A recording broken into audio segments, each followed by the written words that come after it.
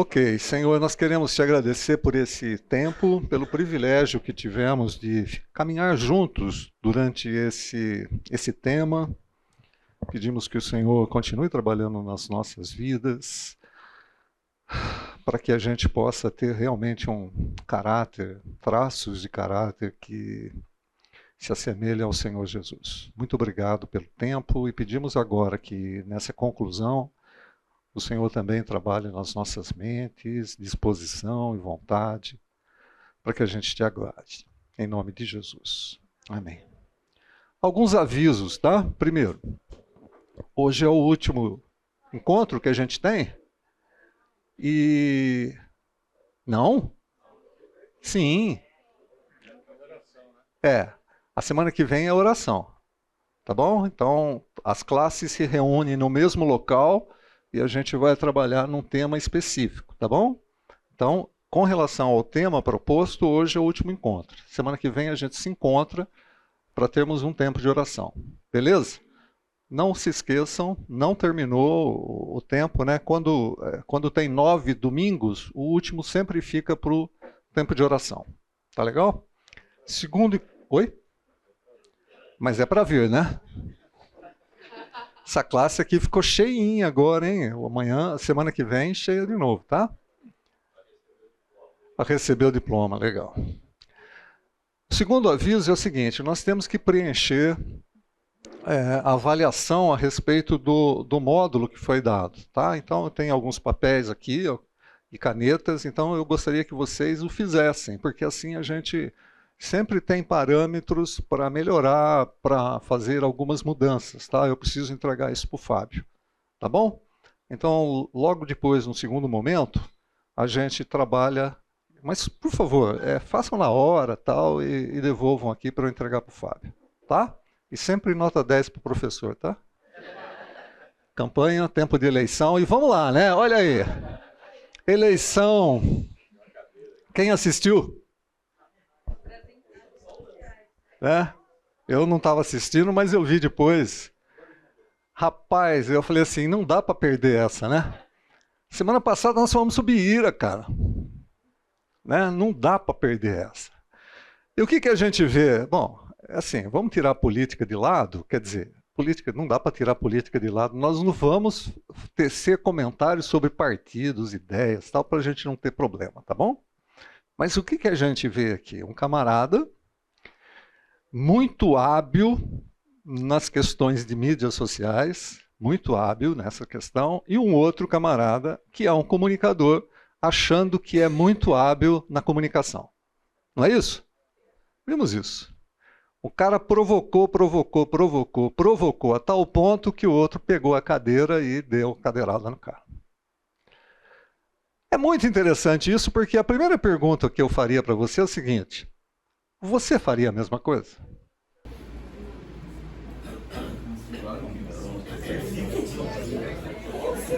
Nós aprendemos com o professor a controlar. Oi, pode falar.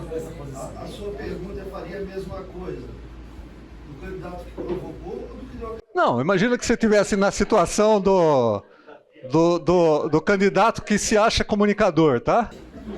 Tá bom?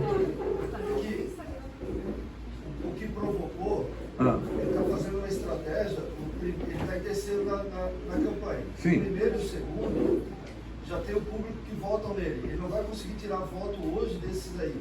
Ok. Então ele está tentando tirar voto do... Ele quer estar para trás para ele chegar em segundo, Ok. no segundo turno. Ok. Então isso é uma estratégia. Não, mas eu não estou aqui trabalhando na questão da estratégia, eu estou trabalhando na seguinte questão. O cara te irritou o tempo todo, eu gostaria de saber se você também pegava a cadeira e dava nele. Mas aqui foi, ele falou que matou, a esposa morreu por causa de um problema que a sogra morreu por causa de um problema de assédio e tal. Se eu estivesse olhando, talvez eu fizesse a mesma coisa. Verdade? Não é? O tema da aula, quem é você quando ninguém está olhando? Sim. Então, eu acho que sim. Bom, que mais? Alguém aí daria cadeirada ou não? Eu acho que não, porque minha esposa provoca o não calendário. A aula dele é de conta de casais. Vocês perceberam, né? Perceberam. Eu tento, gente. Eu tento aqui, tá? A sorte é que a esposa tem ira implosiva. Ira implosiva, né? Aquela coisa que se segura. Talvez uma boa pergunta é que nunca teve vontade de dar uma cadeirada. Mas a gente conhece os limites, né? Porque pegar, assim, chegou num limite. Eu já confessei meu pecado a semana passada, que eu gritei no meio do banco, certo? Então, assim, de repente, uma cadeira, eu estaria atacado no gerente. Eu não daria cadeirada, mas em várias situações eu tive vontade de fazer isso. É que eu tive controle. Mas... É complicado, né, gente? Existem determinadas situações relacionadas com a ira que a gente chega no limite. Agora mesmo teve uma situação de ira aqui chegando. Aqui dentro da igreja. Vamos lá. Aqui. O pessoal querendo entrar aqui devagar, e eu ouvindo uma buzina, e o cara xingando a mãe, e o cara, quando ele queria entrar para lá, e como estava tumultuado o trânsito aqui para poder entrar na igreja, estava atrapalhando ele, foi buzinando e chamando o filho, direto até ele conseguir passar. Ela xingou todo mundo e falou, situação de ira, mas não era cristão, o cara. Ó, vocês estão provocando a ira de alguém. Vocês estão provocando a ira de alguém. Eu cheguei mais cedo aqui, não fui eu. Já ia chamar de filisteu, já. Bom, voltando então um pouquinho, que aí... ok. Tinha que dar problema, né? Vamos lá. Não pegou. Então vamos lá, né? Revendo. As que a gente viu a semana passada. A ira humana pode ser prejudicial, né? Ela pode explodir, como nesse caso aqui, chegou a um ponto, o camarada pegou uma cadeira e desceu a cadeira. Ou ela pode se fechar. Você implode. E aí você pode ter problemas também emocionais, né? Você fica no controle, e aí acaba tendo problemas emocionais por causa disso. A ira humana frequentemente resulta em uma percepção distorcida, né? Talvez, se ele soubesse que tudo aquilo era uma provocação para ganhar tempo, para ganhar ponto no Ibope, ele conseguisse se controlar, né? Ele não teve essa percepção do que tinha. Ele simplesmente subiu no limite, encheu o copo e aí foi. A ira humana frequentemente leva ao pecado, né? Porque você fica irado e perdeu o controle, né? E essa perda de controle a gente não sabe para onde vai. E a ira humana pode ser controlada. Provérbios diz isso, Provérbios aconselha isso e a gente pode controlar. O problema é saber como fazê-lo, né? No momento que deve ser feito, porque isso também é um traço de caráter. A pessoa não pode viver de maneira iracunda, né? Eu tenho uma situação familiar que o meu desafio é não ficar vamos dizer assim, brigando no momento de ira. Eu prefiro deixar a briga, porque eu vi uma situação assim na minha família. Então isso não é um negócio legal para mim. Eu sempre tive problemas com relação a isso, então eu prefiro não entrar numa briga, né? Entrar nessa questão da disputa, tal. Eu sou mais daquele que implode. Mas de vez em quando a coisa vai implodir, a gente sai na boca. Na pancadaria não, mas na boca sai.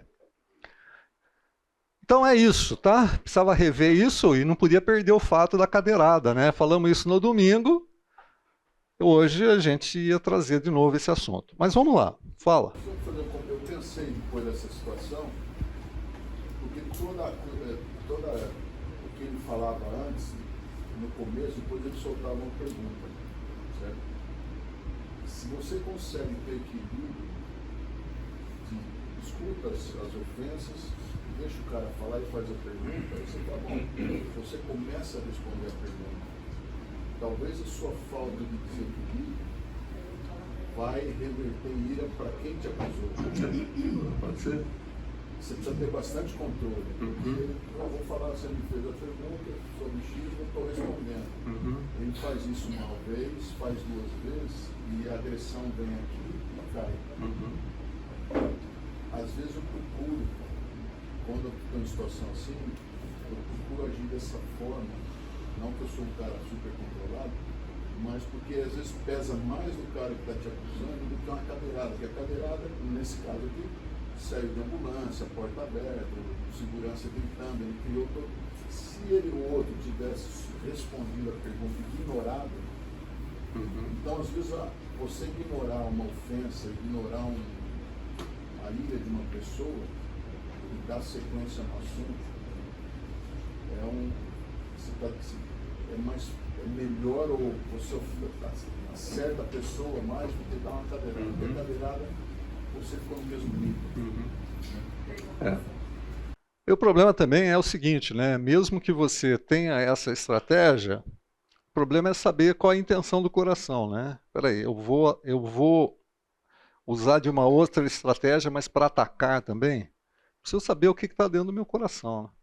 Porque eu posso fazer isso de maneira delicada, mas irado, né? Continuo com ira e estou promovendo uma coisa de uma situação diferente. Então isso é um assunto delicado, tá? Mas eu queria começar a tratar sobre um outro, talvez o último aspecto aqui de traço de caráter, que não é a ira, né, gente? A gente tratou isso dentro de um contexto, mas hoje eu gostaria de tratar sobre pacificadores. É um traço de caráter que eu acho que a gente precisa considerar um pouco nos nossos dias. Por quê? Porque a gente vive... Começou a chegar perto, cara? A gente vive numa sociedade de narrativas. Tá? Muitas narrativas. As redes sociais, a gente já comentou sobre isso. As mídias, as redes sociais. E esse negócio é um negócio que a gente precisa tomar muito cuidado. Muito cuidado. Não que não houvesse anteriormente, ou que não houvesse alguns anos atrás. O problema, eu acho, que tem excedido com as tecnologias que a gente tem. Tá? Então, chega até você algum comentário e você automaticamente passa esse comentário para frente sem fazer nenhuma consideração. E quando você passa esse comentário para frente, você passa esse comentário já irado com aquilo que você recebeu. Tá? Então a questão é, será que o traço relacionado com pacificador está presente no meu caráter? Bom, antes de a gente falar mais sobre isso, vamos entender o que significa pacificador. Tá? Então, pacificador não é aquele que evita conflito e confrontação. Tá? Pacificador não necessariamente é aquele que evita conflito e confrontação. Podemos encontrar isso na pessoa do Senhor Jesus? Exemplos.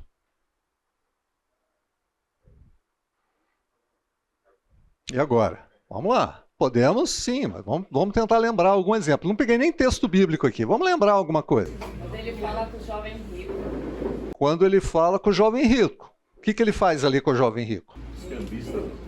Ele está com o coração pesado, ele sabe que o jovem rico não vai abandonar a vida, ao invés dele confrontar, ele fala alguns pecados e deixa o jovem.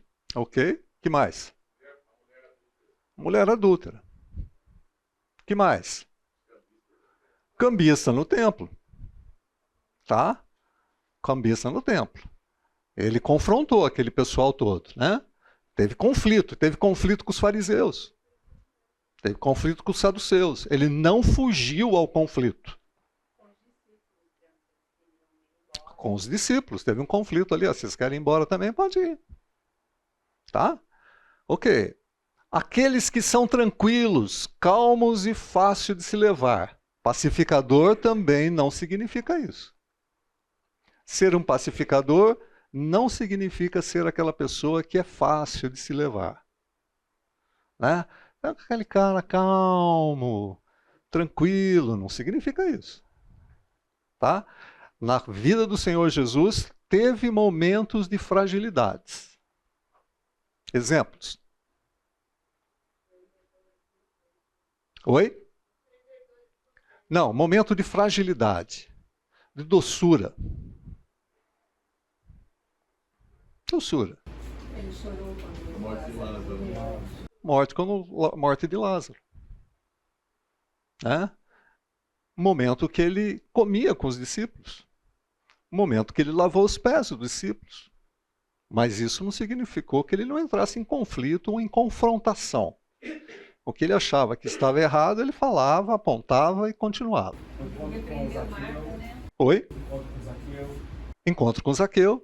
mesmo ele sendo pecador. Desce daí, Zaqueu. Vou na tua casa comer hoje. Bater uma macarronada lá. A repreensão de Marta, né? Marta. Bom, pacificador também não é aquele que defende a paz a qualquer preço. Eu defendo a paz a qualquer preço. Não é assim também. Tem determinadas coisas que precisa de conflito. Tem determinados momentos que precisa de conflito. Seria idolatria. A paz a qualquer preço seria idolatria. A paz acima de tudo, né? Paz acima de tudo não é assim. A Bíblia não mostra isso. Tá?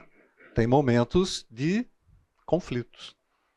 Aqueles que são passivos, a passividade aqui é aquela pessoa indiferente, apática, sem iniciativa. Não é isso também. A gente não encontra isso na pessoa do Senhor Jesus. Que faz concessões às suas convicções. Eu tenho a minha convicção, mas para não brigar com o outro, eu abro mão da minha convicção. Isso também não é pacificador. Tá? Eu acho que o propósito também do pacificador é simplesmente cristão, né? Eu não vou brigar no trânsito porque tem muita morte hoje. Ok, é uma consequência, mas eu acho que tem que partir do princípio de ser pacificador de acordo com o que Jesus quer. Não vou brigar no trânsito porque, então, às vezes, o propósito de você ser pacificador também conflita com o seu comportamento. Entendi. Todos ouviram aqui? Eu não vou. Não é porque pode sair uma morte no trânsito que eu não vou brigar no trânsito. Eu não vou brigar no trânsito porque tem um princípio para eu não fazê-lo. Oi? Tem um olhar errôneo sobre o conflito. O conflito não é briga. Às vezes você levanta uma coisa, as pessoas não concordam, até chegar num consenso. Ou não. Né? Porque a gente acha assim, eu tenho um conflito, o senhor vai sair brigando. Também não é isso.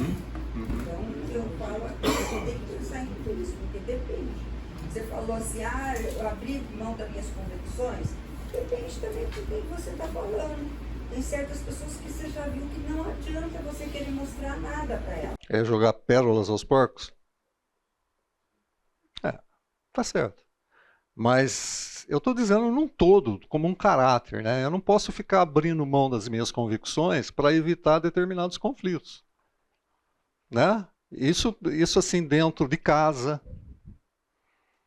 Né? Eu posso abrir mão das minhas convicções de pai para não entrar em conflito com meus filhos. Eu posso abrir mão das minhas convicções de fé para não entrar em conflito com meu chefe. Porque se eu entrar em conflito com meu chefe com relação à minha fé, eu não estou falando de visão, de empresa, o que você pensa, estou falando com relação à fé. Abrir mão dos meus conflitos, das minhas convicções de fé para não entrar em conflito com meu chefe, tem algum problema. Ou vice-versa, eu abro mão das convicções da minha fé para não entrar em conflito com o funcionário porque eu dependo dele. Também é outro problema. Então é essa a ideia de, olha, eu tenho que abordar essa questão. O texto que eu peguei, e vou voltar aqui a falar, tá? Tem muitas características Tem muito traços de caráter em vários textos bíblicos. Se a gente fosse abordar isso, a gente não esgota. Então nós estamos pensando algumas coisas, tá bom? E aqui eu estou pensando pacificadores. Pode ser mais. Nós temos outros textos, mas não dá tempo da gente tratar tudo isso. Então, bem-aventurados pacificadores, pois serão chamados filhos de Deus. Tá em Mateus capítulo 5, versículo 9. Bem-aventurados pacificadores, porque serão chamados filhos de Deus. Então, é um traço do caráter. O que vocês entendem por filhos de Deus? Porque a gente vai chegar numa conclusão assim, ela é uma conclusão meio complicada, mas a gente vai chegar nela. Não complicada no sentido de chegar na conclusão, mas ela é meio... Ela tem um caráter de... Pensa bem. Bem-aventurados pacificadores, pois serão chamados filhos de Deus. São os que creem, não no aspecto só intelectual, mas que abraçam isso dentro do coração e da vida. Ok. Então, filhos de Deus são aqueles que abraçam, que têm um entendimento, vamos lá, vou pegar isso aqui, que têm um entendimento correto, tá? Do que significa ser filho, passando pela cruz do Senhor Jesus, tendo um entendimento, crendo e recebendo de Deus a filiação. Então, ser filho de Deus é um status. Ok? Não é simplesmente Deus tem uma afeição por nós. Não. Somos filhos. Tem o caráter parecido com o do pai. Né? Eu tenho que ter o caráter parecido com o do pai. Nós fomos adotados pela graça, né? E o custo foi muito alto. Né? Então isso daí, eu tenho que compreender o meu lugar e ter a humildade quando eu estou lidando com os assuntos. Ok. Eu queria falar que na Bíblia, toda vez que aparece filho de Belial, filho do homem, é alguém que reproduz o caráter do que vem depois. Então, para você ser chamado filho de Deus, você tem que estar reproduzindo o caráter pacificador, que também não é evitar conflito, que na verdade é o conceito de reconciliação que Cristo permitiu entre o homem e Deus. Então, no momento que você atuar como um pacificador, ou seja, como um reconciliador entre o perdido e o Criador, você está reproduzindo na íntegra Cristo, né? O próprio Deus. Então, para você ser chamado de filho de Deus, você tem que estar exibindo o que Jesus fez. Olha como a gente vai chegando a algumas conclusões complicadas, no sentido, não na complicação nela na tese, mas na tomada de postura. Claro, o filho de Deus é aquela pessoa que entende que é salvo, que foi regenerado, que vai se encontrar com Deus, tudo aquilo que a gente entende. Agora, veja só que coisa interessante. Se você é filho de Deus, você é pacificador. Se você não é pacificador, opa, tem uma interrogação. Porque tudo bem, mas percebam que o versículo ele leva a gente a uma conclusão drástica. Olha, pacificador, quando você é pacificador, você é filho de Deus. A gente entendeu o que é filho de Deus, então pera um pouquinho. Se eu sou filho de Deus, eu sou pacificador. Vamos ler o contrário o texto, sem problema nenhum. Se eu sou filho de Deus, eu sou pacificador. Se eu não sou um pacificador, então eu preciso questionar a minha filiação. Eu não acho que necessariamente implique em salvação, em destino eterno, quando você fala disso, porque no Novo Testamento inteiro você vai ter Paulo exortando a gente a andar do modo digno que a gente foi chamado, andar de acordo com a filiação que a gente recebeu. Assim como o filho de um rei pode escolher abrir mão da sua posição de realeza, mas ele não deixa de ser filho de rei. Né? Ele sempre será filho, ainda que agindo como qualquer. Eu acho que para você ser reconhecido exteriormente pelos outros como filho de Deus, não que você não seja, mas reconhecido pelos outros, você precisa exibir esse caráter. Senão você vai estar lá no céu, mas você vai ter perdido o privilégio de impactar os outros com a sua filiação. Ok, perfeito. Eu não tô, de forma nenhuma a gente está tratando com perda de salvação quando você tem momentos que você não é pacificador ou coisa desse tipo, tá bom? Concordo plenamente. Mas a pacificação dentro do texto parece que não deixa alternativa para a gente não sê-lo. Eu estava dando estudo para um grupo de pessoas falando exatamente sobre essa questão. Então, quando eu abri a questão para eles, falei assim, olha, vocês entenderam? Ah, entendi. Então, vamos lá. Você é um pacificador? E imediatamente a pessoa falou assim, não, eu não consigo ser. Pacificador eu não consigo ser. Eu não consigo ter essa maturidade para pacificar. A gente vai ver algumas outras questões aqui. Para pacificar. Eu não consigo ter isso. Espera aí. A sua postura é um pouquinho complicada, porque você ficou sem alternativa aqui.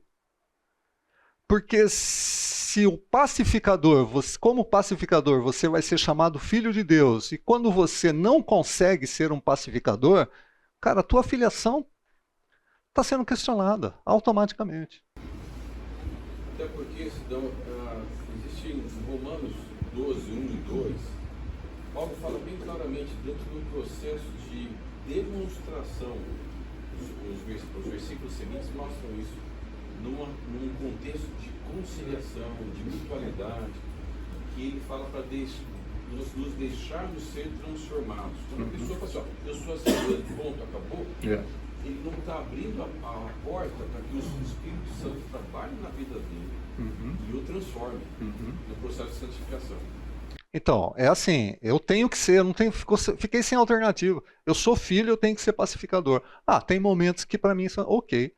Então vai passar por um processo de transformação, mas eu não posso riscar esse traço do caráter e achando que para mim tudo bem, não sou assim, eu não consigo. Não, peraí. Colocou em xeque a sua filiação. Tanto é que não é, Pois não. não é a pessoa que se transforma, é uma ação do É uma ação do Espírito que transforma a pessoa. Traz esse traço de caráter, precisa. E eu preciso ter a sinceridade de entender, ó, eu tenho dificuldade aqui, ó. Nessa questão de ser pacificador, aqui é o meu calo. Mas você colocou aí que não é ser pacificador, mas o que é ser pacificador? Como agir? Pois é. Aí não faz isso, não faz, mas faz como? Tá bom, então vamos tratar um pouco disso.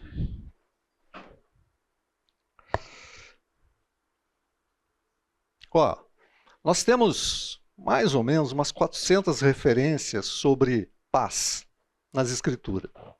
Desde o início da criação até Apocalipse, a paz está nesse contexto. Tá? Ela esteve presente na criação e vai estar presente na restauração de todas as coisas. A paz está no centro do Evangelho, onde a cruz mostrou plena satisfação da justiça de Deus. Paz nunca é buscado em detrimento de justiça. O pacificador, ele nunca age em detrimento de justiça. Vejam lá que coisa interessante em Salmo 85, 10. O amor e a fidelidade se encontrarão, a justiça e a paz se beijarão. A justiça e a paz se beijarão. O texto está falando claramente, e aqui não é um beijo, está dizendo que tem uma comunhão natural entre justiça e paz. Então, quando eu olho para a questão de ser um pacificador, eu tenho que estar olhando para a questão de justiça. Tá? A paz está relacionada com santidade. Hebreus capítulo 12, versículo 14. Quem pode ler?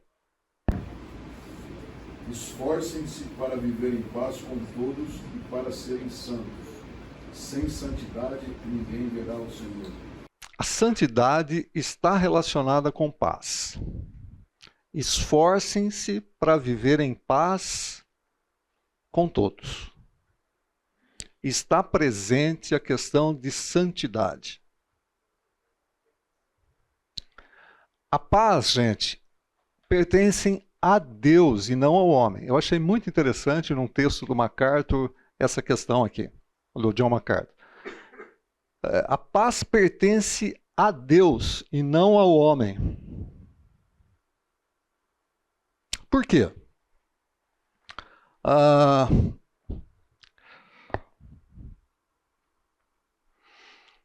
Nós temos dois problemas com relação à paz.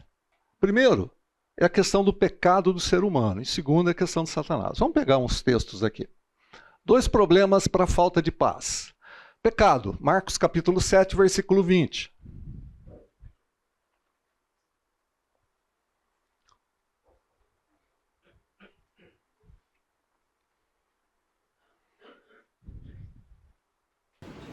E dizia, o que sai do homem, isso é o que o contamina.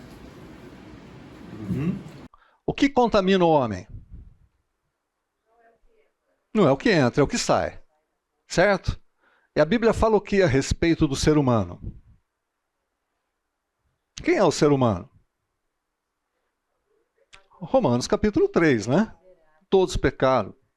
Então, quando a gente olha isso, a gente vê que o pecado do ser humano, que está dentro dele, que está na sua natureza, que sai externamente, que expressa isso de forma, exterioriza aquilo que está internamente, atrapalha a paz. Vejam lá, Satanás. Outro problema para a falta de paz. 2 Coríntios capítulo 4, verso 4.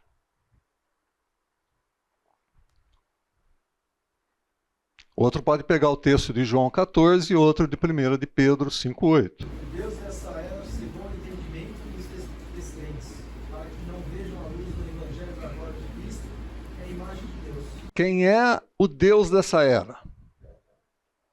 E o que ele faz? Cega o entendimento. Então não basta, como se não bastasse o pecado do ser humano, ainda a gente tem um outro agente, que é Satanás, para toldar, fechar o entendimento do ser humano. João 14:30.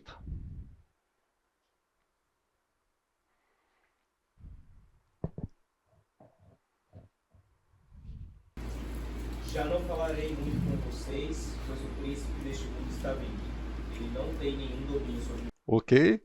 O Deus desse século, o príncipe desse mundo, e lá 1 de Pedro, capítulo 5, versículo 8, diz o quê? Sede sóbrios, vigiai, porque o diabo, vosso adversário, anda em redor, bramando como leão, buscando a quem possa tragar.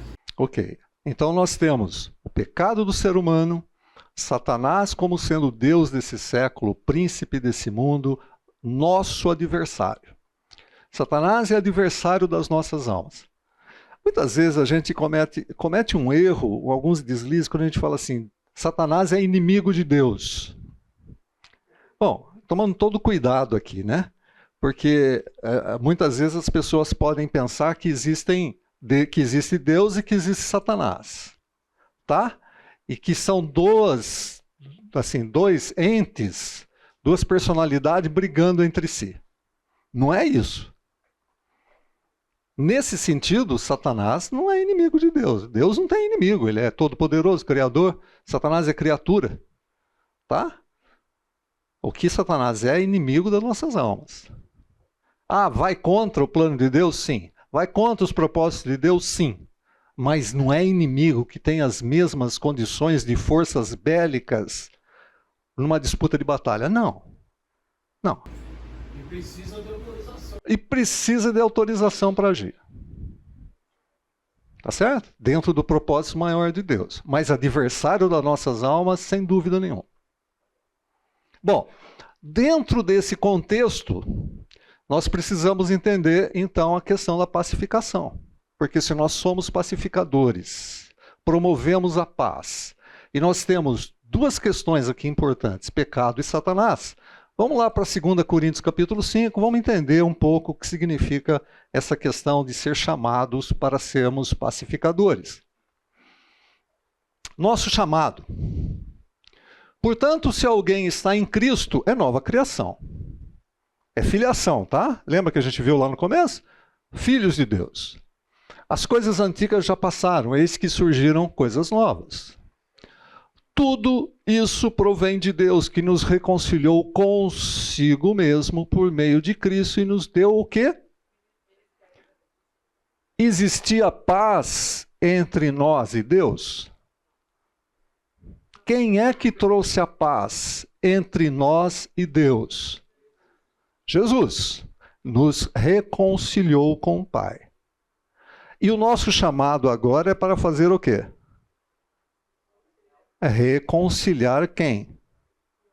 O homem com Deus. Tá bom? O nosso chamado é ter o chamado de pacificador, no sentido também de reconciliar o homem com Deus.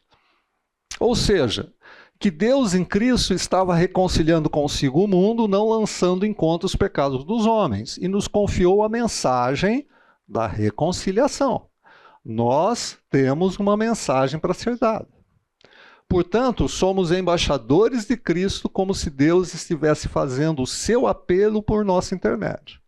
Quando nós nos posicionamos como pacificadores, somos embaixadores de Cristo, fazendo o apelo de Deus através do nosso intermédio. Por amor de Cristo, lhe suplicamos, reconciliem-se com Deus. Deus tornou pecado por nós aquele que não tinha pecado, para que nele nos tornássemos justiça de Deus.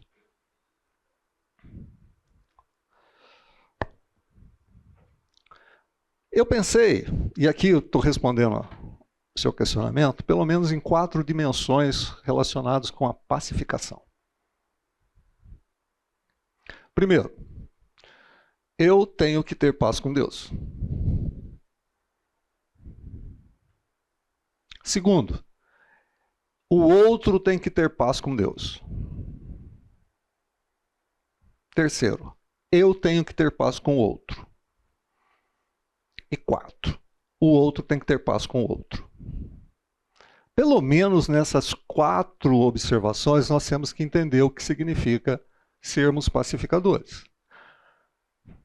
A paz que eu tenho que ter com Deus já está resolvida, e aqui eu estou entendendo que todos nós somos filhos. Beleza? Se você ainda não entendeu o que significa ser filho, significa que você precisa entender quem é o Senhor Jesus e o que aconteceu naquela cruz. Mas partindo do princípio que todos nós entendemos e somos filhos de Deus, essa paz entre eu e o Pai, entre eu e o Criador, entre eu e Deus já está estabelecida através da pessoa de Jesus. Ok? Tudo bem? Eu preciso, como reconciliador, como aquele que é o pacificador, como aquele que é o diplomata, como aquele que é o enviado para promover a paz, eu tenho que produzir no outro a paz com Deus. Como eu faço isso?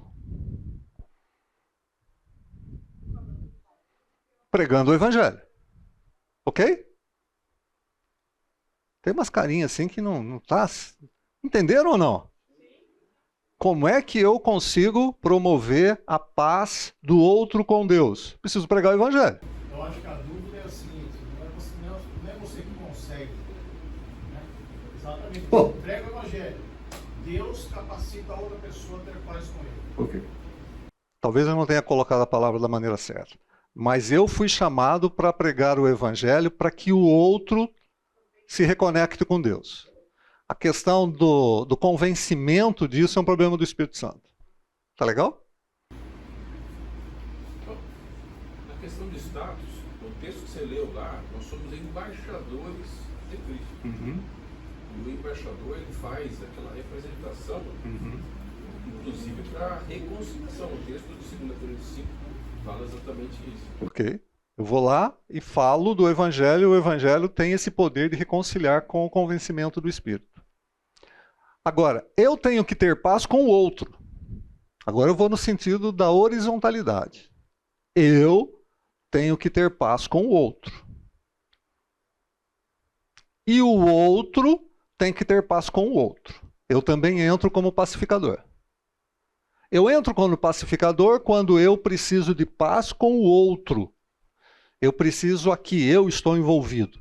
Eu preciso ter paz com o próximo. E no sentido de pacificação do outro com o outro, quando eu vejo que tem uma situação que precisa ser pacificada, eu tenho que entrar nesse processo como sendo um pacificador de um com o outro. Ok, gente, então vamos lá. A gente entende. Bom, ficou mais ou menos claro isso para vocês, né? Promover a paz, ser um pacificador, porque eu promovo a paz de Deus com o outro. E agora eu tenho. E talvez aqui seja assim. Aquilo que mais pegue na gente com relação à compreensão. Porque eu sei que eu tenho que evangelizar. Eu fui chamado para isso. Né? Mateus tem uma ordem clara para isso, em Mateus 28, ide, pregai o evangelho, está muito claro isso para nós. Mas a questão de pacificação entre eu e o outro, e ser um pacificador entre o outro e o outro, é um negócio mais complicado. Né? A pacificação, até o Lucas estava falando comigo, a pacificação entre eu e o outro passa muitas vezes pela questão do perdão. É inevitável. Por quê? Aconteceu alguma coisa. Por que não tem paz entre eu e o outro? É porque teve alguma coisa, uma treta, um pecado, e naturalmente é isso, quando a gente passa a régua tem um pecado, tá? Aconteceu algum problema entre eu e o outro que precisa necessariamente de reconciliação. E necessariamente passa pelo fator perdão. Dúvidas aqui? Isso também é mais ou menos tranquilo.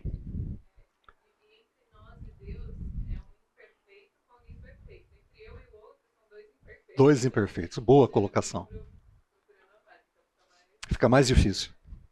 Não dá para a gente tratar mais, a gente não tem mais tempo para tratar de uma característica do caráter que é o camarada perdoador. Tá certo?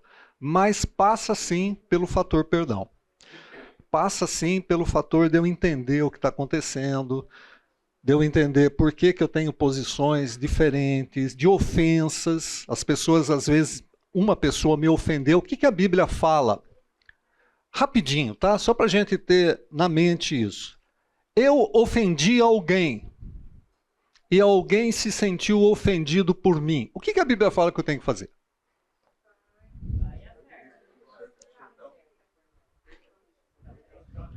Estou só ouvindo o zum-zum, só o zum-zum. Buscar a reconciliação. Eu sei que eu fiz algo errado, ainda que o outro não tenha percebido. O que eu faço?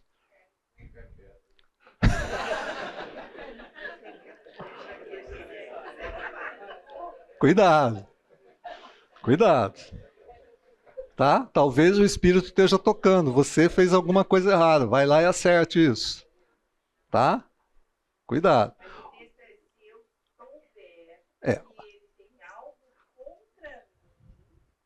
Não, aí vamos. Você está falando lá de Mateus capítulo 18. Então vamos lá, vamos abrir Mateus 18. Só para a gente pegar o texto da maneira correta. Não sei, 18 ou 16? Não é?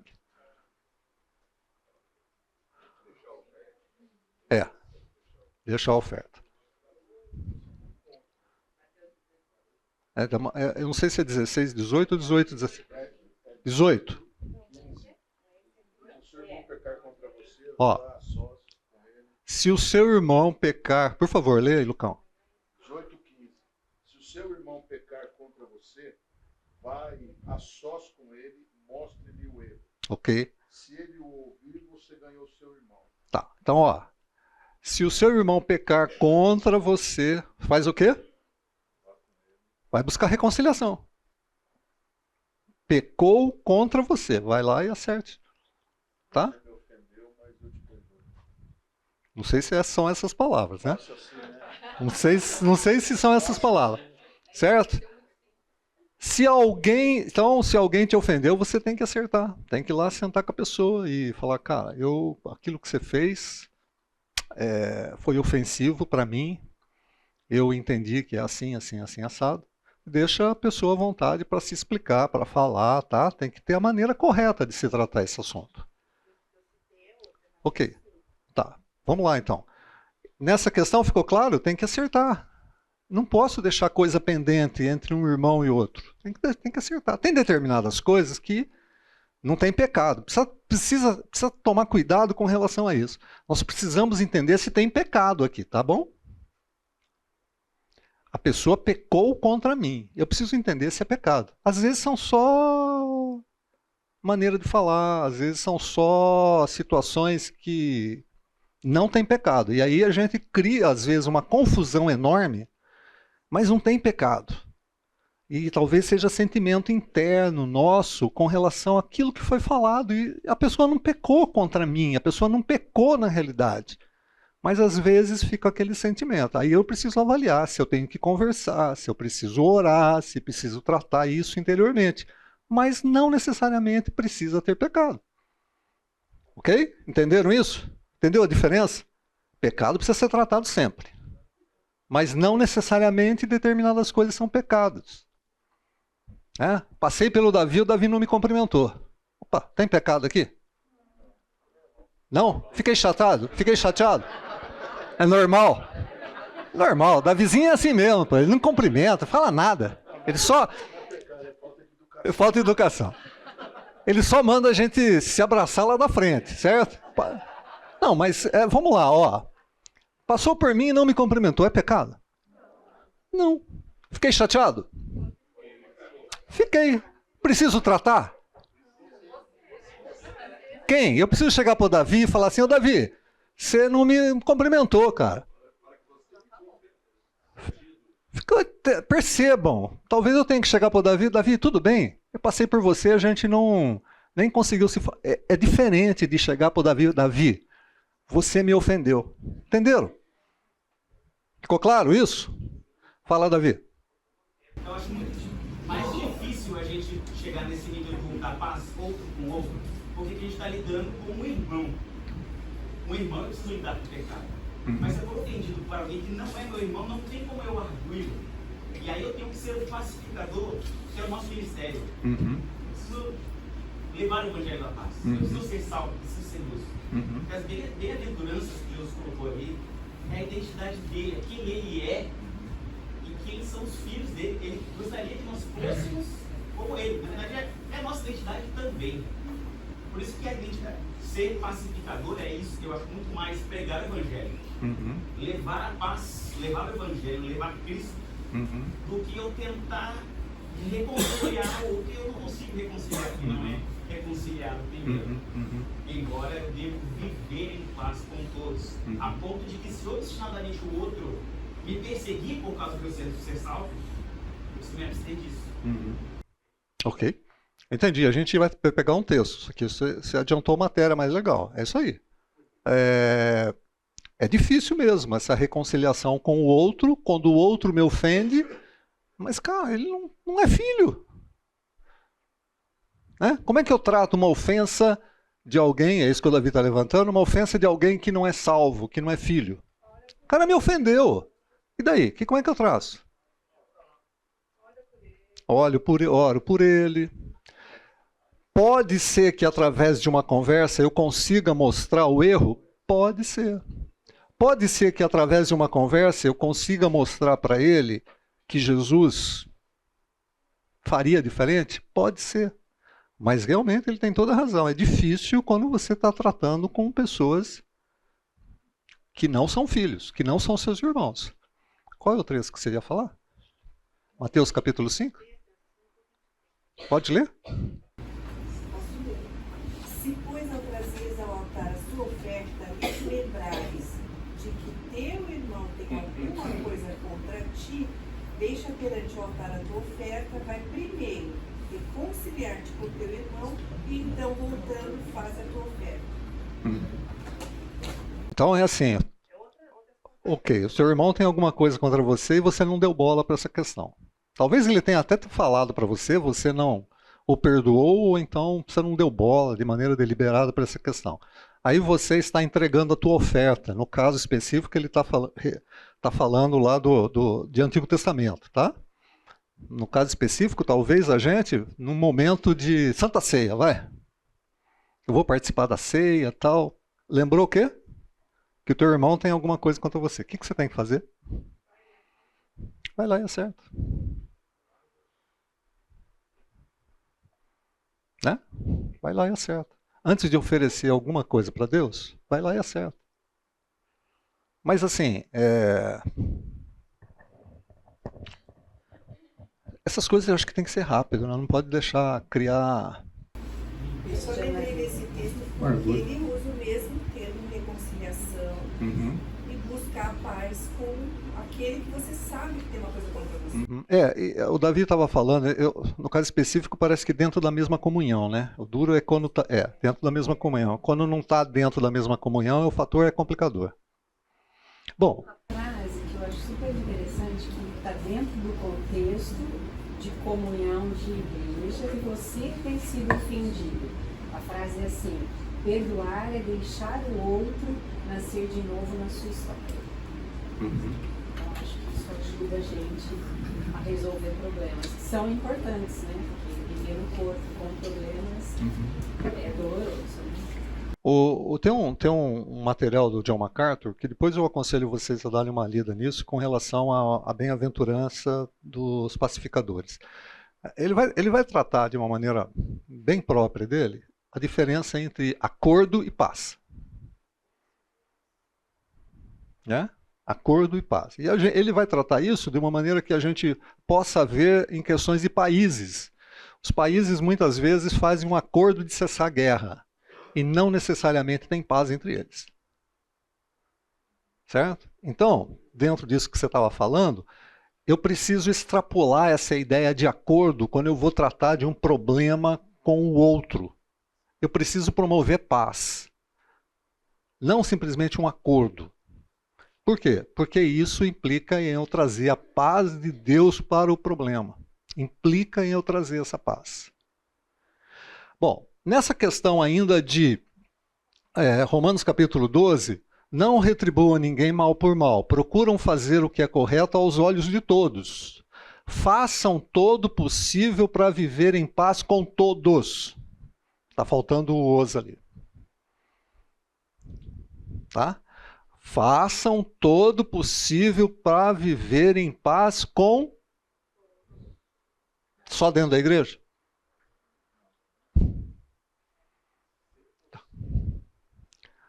Façam todo o possível para viver em paz com todos.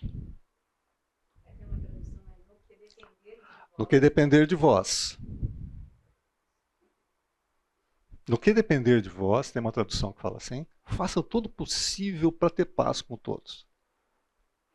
Tá? E aí implica, sim, pessoas com quem a gente tem convivência, que não necessariamente são cristãos, ou que não necessariamente têm o posicionamento de filho, mas eu, como pacificador, eu tenho que fazer o quê?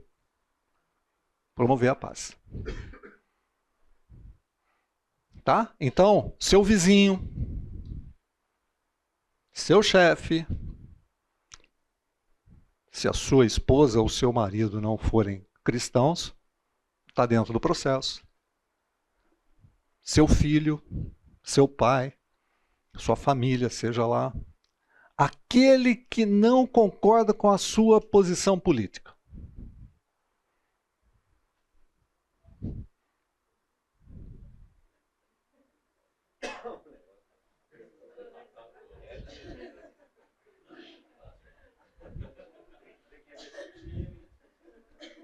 E agora?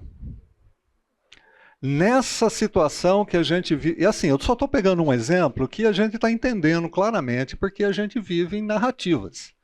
Eu sou de uma posição, você é de outra posição e assim... Agora nem tanto, porque as eleições municipais a gente nem sabe direito quem é, né? A não ser quando tem a cadeirada, mas nas questões presidenciais o bicho vai pegando. Certo? E assim... Existem casos de afastamentos radicais. Familiares se afastando. Amigos perdidos. Gente saindo de igreja por causa desse problema. Certo? pastores indo lá na frente falando alguma coisa. Irmãos se posicionando a respeito de determinadas coisas de maneira inconveniente. Então, gente, isso é um problema. Nós não estamos isentos dessa questão dentro da comunidade e não estamos isentos dessa questão fora da comunidade quando o texto bíblico diz que se somos filhos de Deus, nós temos que ser pacificadores. Como fazer isso tentando argumentar contra essa questão da ideologia? Seja ela política, seja ela de gênero, seja ela do que for. Como ser pacificador nessa questão? Estou aberto à sugestão.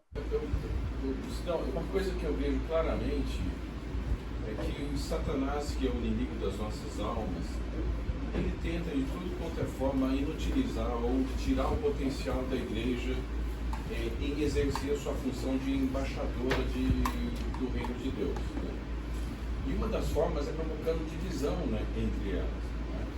E a divisão é provocada de diversas maneiras, estimulando pecados nossos, estimulando ações que promovem intrigas e conflitos grandes. Né? Eu acho que uma das formas é entender que a nossa identidade, entender que nós temos, como você bem colocou, alguém que trabalha contra isso. E usarmos as armas que o Senhor nos deu em Efésios 6, de uma maneira bem claramente. Né?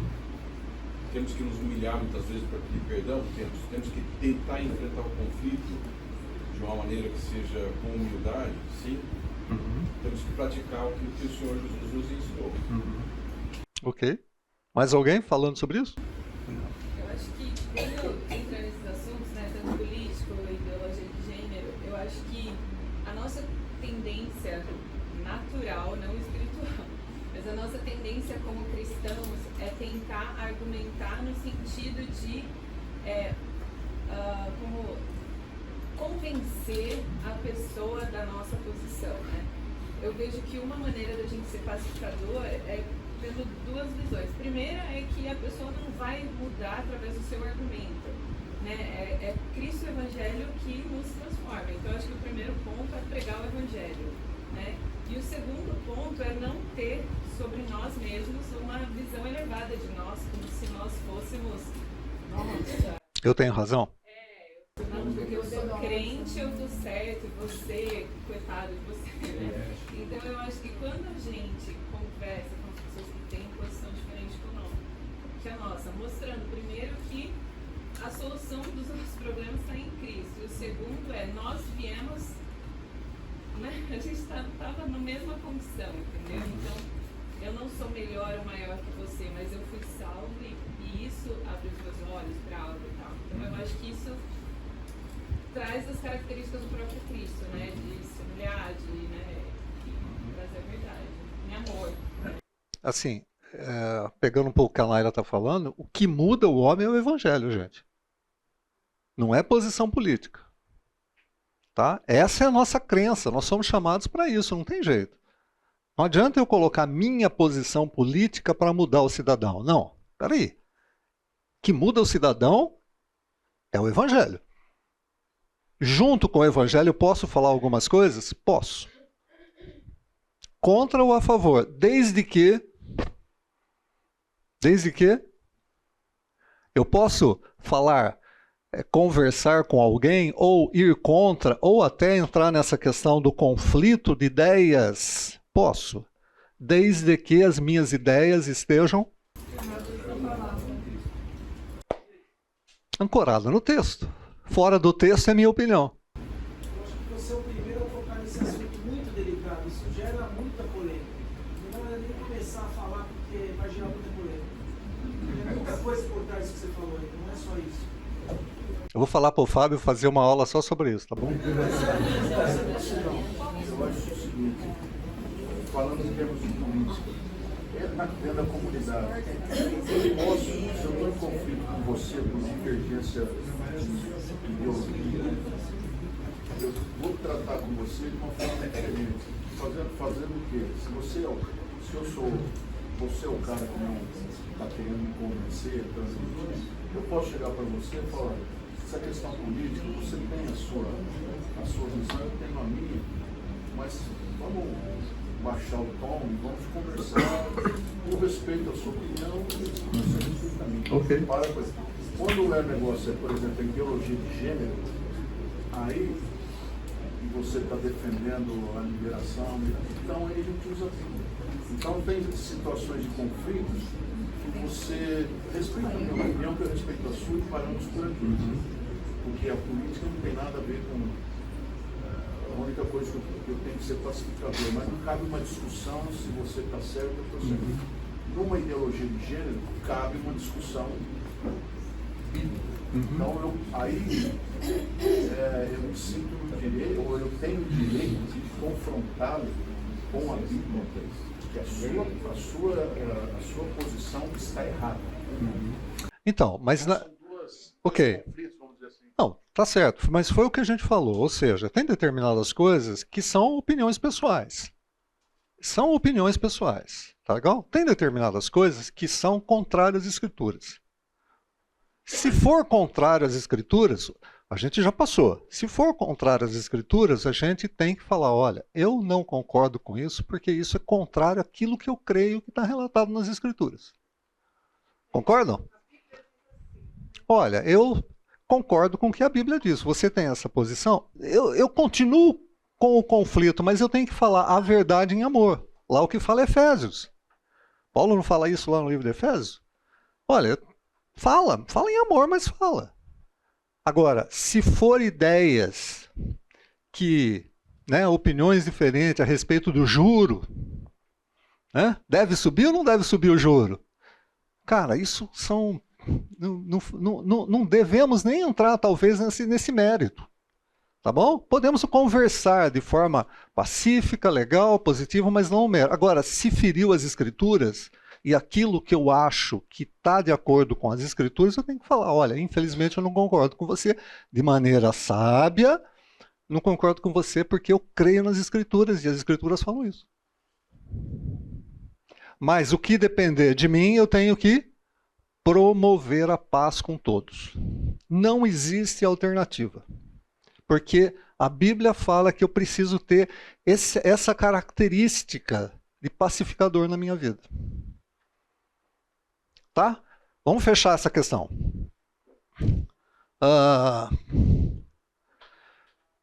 2 Timóteo capítulo 3. Não sejam ingênuos. Tempos difíceis vêm por aí. Ou tempos difíceis vêm por aí. A palavra difícil, ela está ligada com a palavra penoso, áspero, terríveis, selvagens, que está relacionado com Mateus capítulo 28, quando tem os endemoniados lá na questão. Depois vocês podem ler. Essa aqui está na versão, a Bíblia, a mensagem, tá? À medida que o fim se aproximam, os homens vão se tornando egocêntricos, loucos por dinheiro, fanfarrões, arrogantes, profanos, sem respeito para com os pais, cruéis, grosseiros, interesseiros, sem escrúpulos, irredutíveis, caluniadores, sem autocontrole, selvagens, cínicos, traiçoeiros, impiedosos, vazios, viciados em sexo e alérgicos a Deus. Eu achei legal essa palavra. É uma outra colocação. Alérgicos a Deus. Eles vão fazer da religião um espetáculo, mas nos bastidores se comportam como animais. Fique longe deles. É o tipo de gente que entra sorrateiramente nas casas de mulheres instáveis e carentes e tiram proveito delas. Mulheres que, deprimidas pela própria vida de pecado, se apegam a qualquer modismo religioso que se denomine verdade. Elas são exploradas vezes seguidas e nunca aprendem.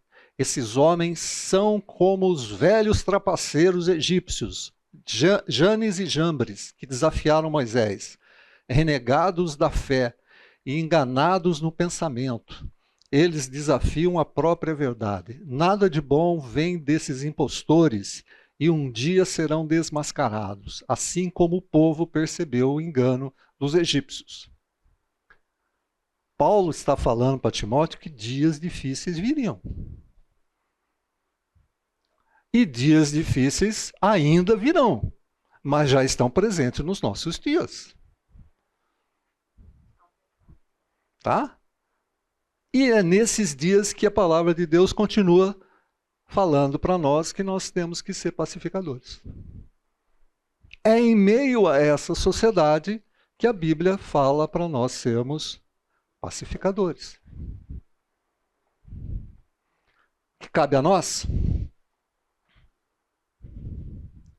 Bem-aventurado o homem que não anda segundo o conselho dos ímpios. Não anda no conselho dos ímpios, não se detém no caminho dos pecadores, nem se assenta na roda dos escarnecedores.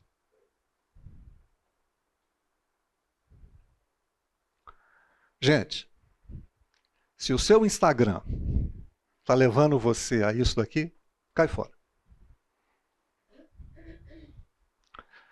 Se as suas redes sociais estão levando você a andar no conselho dos ímpios, se deter no caminho dos pecadores ou se assentar na roda dos escarnecedores, tira da sua vida. Deleta, cai fora. Antes o seu prazer está na lei do Senhor e na sua lei deve meditar dia e noite. Palavra. Ele é como árvore plantada junto a ribeiros de águas, né? Tá aqui na minha versão, está na cabeça. No devido tempo dá o seu fruto e cujas folhagens não murcha, e tudo quanto se fizer prosperará. Os ímpios não são assim, são porém como palha que o vento dispersa. Por isso os perversos não prevalecerão no juízo, nem os pecadores na congregação dos justos. Pois o Senhor conhece o caminho dos justos, mas o caminho dos ímpios perecerá. Tem alguma coisa na sua vida que está promovendo andar no conselho de ímpios, no caminho dos... como é que está a nossa versão? No caminho dos pecadores e na roda dos escarnecedores? Elimina. Os dias são maus.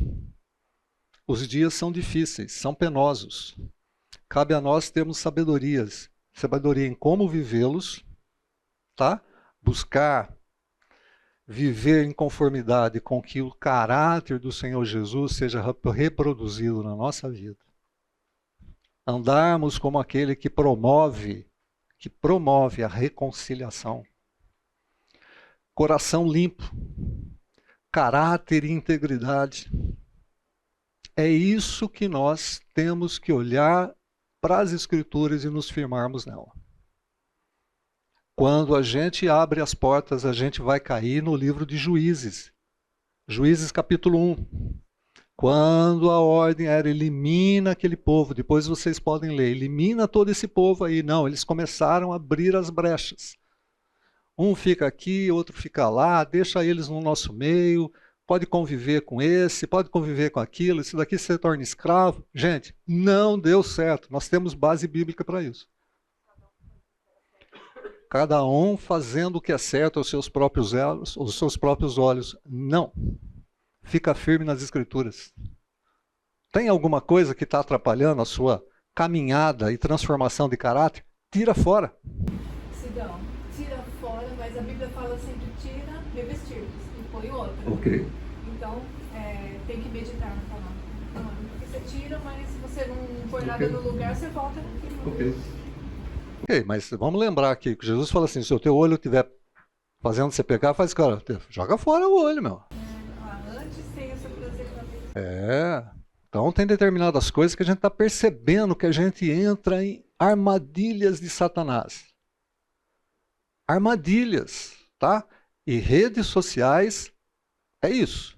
Discussão sobre política é isso. Tem armadilhas aí, tá? Nós temos que saber onde estamos andando. Beleza? 10:55. Boa macarronada para vocês. Domingo que vem, pessoal, aqui a gente vai orar. Tá legal? Acho que tem um tema novo que a igreja vai passar por um determinado momento aí.